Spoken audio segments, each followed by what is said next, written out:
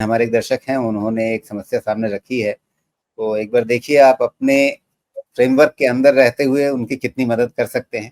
सुभाष शर्मा पूछ रहे हैं कि इन्होंने जो जीडीपी के अच्छे आंकड़े आए हैं, उसके चलते क्या निफ्टी 25,000 के आसपास नए हफ्ते में चला जाएगा? अभी इनके पास 24,800 की कॉल है और वो इन्होंने 750 ले रखे हैं, 450 का उनका प्राइस था, अब 444 का भाव है। तो ये इनके मन में सवाल है कि क्या सोमवार को ही जहाँ खुले वहाँ पे एक बार को निकल जाएँ या रखे रहें इसको? एक्शन उनका, मैं उनको समझाता हूँ इसमें काम किया कैसे जाता है। देखिए द बेस्ट मनी जो ऑप्शंस में बनता है, वो आपके पोजीशन के हिसाब से जब मोमेंटम मिलता है तब, क्योंकि बेस्ट आपको पैसा बना के देगा, अगर आपने कॉल खरीद के रखे हुए तो बेस्ट पैसा बना के देगा डेल्टा, और डेल्टा बनता है चेंज इन प्राइस, जो भी आपका स्पॉट मार्केट में प्राइस चेंज होता है।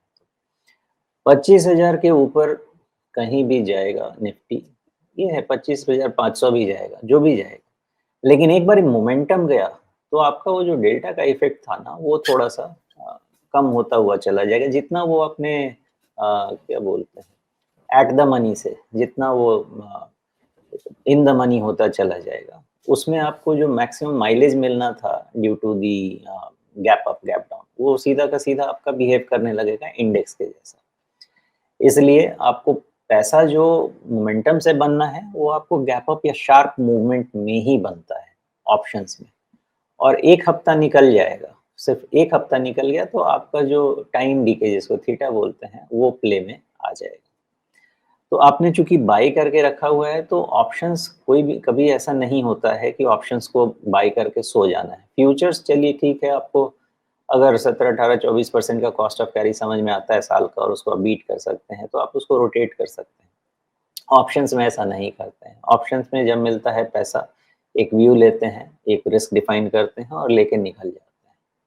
तो ऑप्शंस में काम मेरे हिसाब से तो ऐसा होना चाहिए, बाकी 25,000 पे निकलना है कि 25,500 पे निकलना है, वो आपको फैसला लेना पड़ेगा। But the maximum money in options is made in gap ups, अगर कॉल है तो, और गैप डाउन अगर पुट है तो।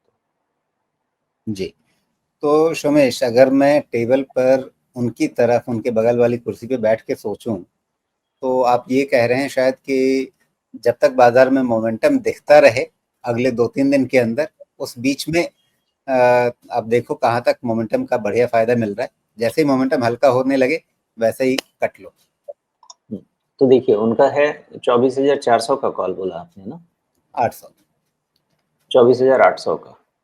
तो 24,800 के कॉल में देखिए, मान लेते हैं कि अगर 24 निफ्टी 25,000 या 25,200 भी हो जाती है, तो 400 रुपए जो है वो आपके कहीं नहीं जाएंगे, बिकॉज वो इंडेक्स के ही है।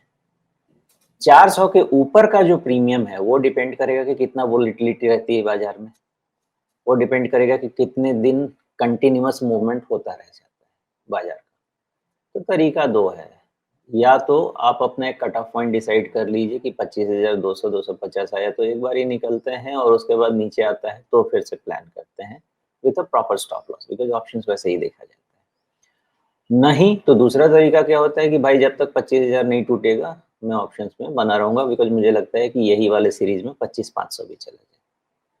तो इस तरह का व्यू लेके और तब एक्ट करना चाहिए, क्योंकि अगर सीरीज का व्यू 25,500 का है, तो फिर अभी तो मैं कह रहा हूँ आपके 400 रुपए बनते हैं 25,200 पे, 25,500 पे 700 रुपए आपके हाथ से कोई लेके नहीं जा पाएगा, क्योंकि इंडेक्स के हैं, वो आपको मिलने ही हैं। तो 400 से 700 ऑलमोस्ट 80% का मूवमेंट वहां से हो गया, आपके प्रीमियम में हो जाएगा। इसलिए ये व्यू लेके ही आगे काम कीजिए कि आप कितना अपने पॉकेट से सैक्रिफाइस कर सकते हैं। अगर 2 लॉट होता तो क्या करते? 2 लॉट होता तो 25,200 पे एक निकाल लेते, कम से कम कॉस्ट आ गया घर पे, और उसके बाद दूसरे को हम टेस्ट एंड ट्रायल कर सकते हैं।